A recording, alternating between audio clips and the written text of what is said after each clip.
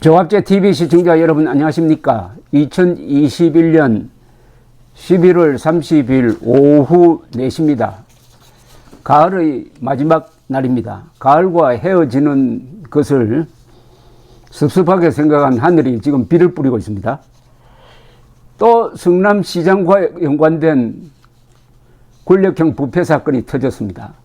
성남의 이 사회 경제적 조건이 좀 문제가 있는 것 같습니다. 범죄의 온상이라고 하면은 조금 심한 말일까요? 그런데 이게 패턴이 비슷합니다. 지금부터 소개해 드릴 은수미 경기도 성남시장과 관련된 부패 사건 그리고 대장동 사건이 비슷한 구조입니다. 이 살펴보면 여기도 또 조폭이 나옵니다. 조폭? 성남시 이게 무슨 연관관계일까요? 정치자금법 위반에 대한 자신의 사건 수사 자료를 받는 대가로 담당 경찰관의 부정한 청탁을 들어준 혐의를 받는 은수미 경기도 성남시장이 불구속 기소됐습니다. 검찰은 성남시장과 그의 최측근 참모, 시 공무원, 경찰관 등이 다수 얽힌 성남시의 총체적 비리 사건으로 규정했습니다. 권력형 비리 사건이고 이게 바로 문재명 세력이 개혁 세력도 아니고 민주 세력도 아니고 가장 부패한 기득권 세력임을 증거하고 있습니다. 이 이상의 자료가 없습니다. 수원지검 형사 6부 김병문 부장검사는 뇌물 공여 및 수수, 직권남용 권리행사 방해, 청탁금지법 위반 혐의로 은수미 시장을 불구속 기소했다고 오늘 발표를 했습니다. 은수미 시장은 최측근인 전 정책보좌관, 지금 그만뒀습니다. 전 정책보좌관 박모 씨, 이 사람이 이미 구속 기소됐습니다. 박모 씨와 공모하여 2018년 10월 당시 자신의 정치자금법 위반 혐의를 수사를 하던 성남중원경찰서 소속 경찰관 A씨, 이 사람도 구속됐습니다. 기소됐어요. A씨에게 수사 기밀을 받는 대가로 부정한 청탁을 들어준 혐의를 받고 있습니다.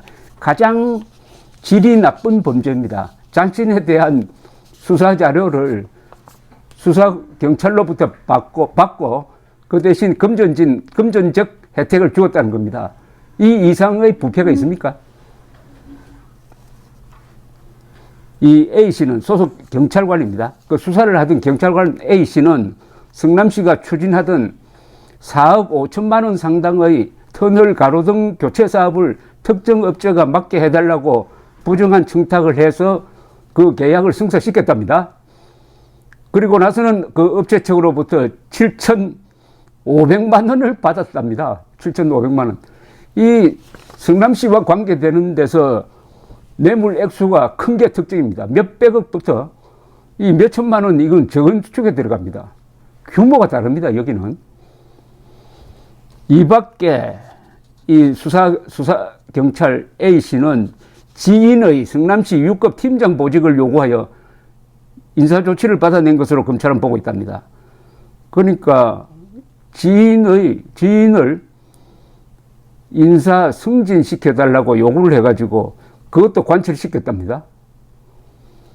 검찰은 은수미 시장이 수사와 관련한 편의를 제공받는 대가로 A씨에게 이익을 안겨준 것이다 라고 판단해서 기소 결정을 내렸습니다. 이게 또 끝이 아니에요. 은수미 시장은 수사 경찰 A씨의 상관이던 또 다른 경찰관 B씨, 이 사람도 구속됐어요. B씨의 인사청탁을 들어준 혐의도 받습니다. 이게 막 자기 혼자 수사한 사람 혼자가 아니라 그 사람 상관까지도 또 여기 끼어가지고 부패를 저질렀다. 거기에 성남시장이 관련되었다. 검찰에 따르면은 이 상관, A씨의 상관 B씨는 2018년 10월 은수미 정책보좌관 박씨로부터 은수미 시장 사건을 불기소 의견으로 검찰에 송치해달라는 부탁을 받았답니다. B씨는 자신의 건축 사업에 도움이 되는 시공무원의 사무관 승진과 사업 동업자의 도시계획위원 위촉을 요구한 것으로도 알려졌답니다. 한번 봐주니까 그 다음에 이렇게 얽히고 설켜가지고 서로 봐주고 서로 정보 넘기고 했다는 겁니다. 이번 사건은 은 시장의 비서관으로 일하다가 지난해 3월 사직한 이모 씨가 2018년 은 시장이 검찰에 넘겨지기 직전 A 씨가 수사 결과 보고서를 은수미 시장 측에 건네주었다고 폭로하면서 불거졌습니다. 이런 것은 보통 내부 폭로가 있어야 수사가 진행됩니다.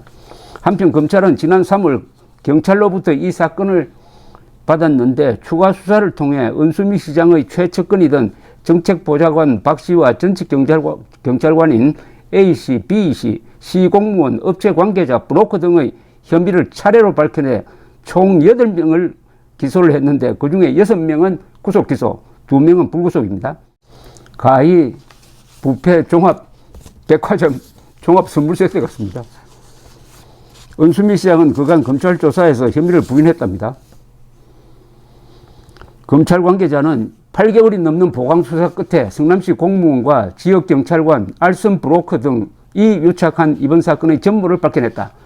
이 사건 경찰관들은 수사권을 사적으로 남용하여 시의 각종 이권에 개입하여 이익을 취득하고 시 공무원들은 이권 제공 대가로 사건 처리를 청탁하거나 수사기밀 취득 등 편의를 받았다. 이건 완전히 복마전이네요. 복마전. 그런데 이 은수미 시장은 어떤 사람이냐? 운동권입니다.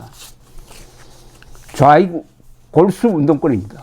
아니 좌익 골수 운동권이면 흔히 정의를, 민주를, 평등을 지향하는 사람들로 알려져 있는데 이런 부패 구조의 한복판에 있다. 문재명 정권의 본질이 뭐냐?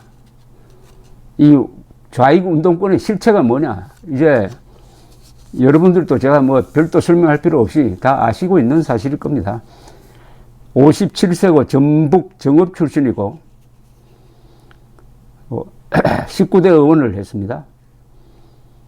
산호맹 사건에 연루되었고 반국가단체에 관련된 혐의로 국가보안법 혐의로 기소돼가지고 6년간 복역을 했습니다.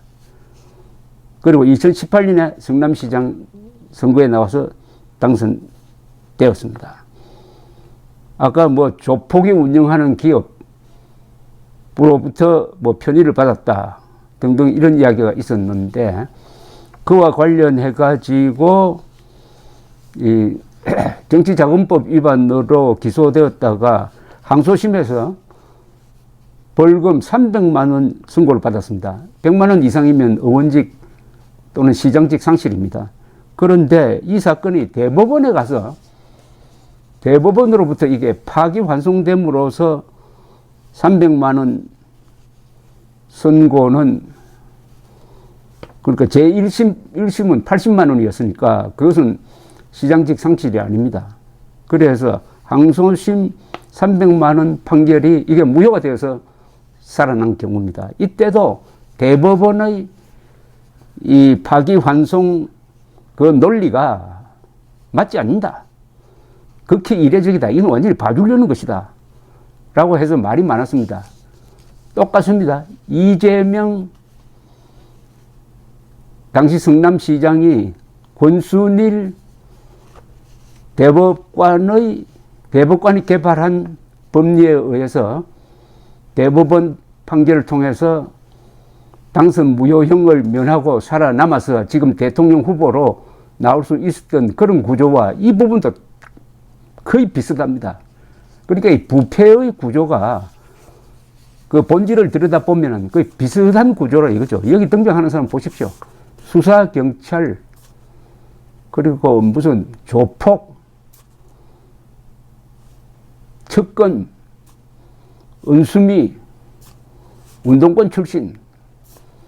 한국의 이 기득권 세력은 이제는 좌익 운동권임이 또다시 확인되는 경우입니다. 내년 3월 9일 선거는 이런 부패 기득권 세력을 정리하는 국민들의 분노 투표로서 매듭을 지어야 할 것입니다. 감사합니다.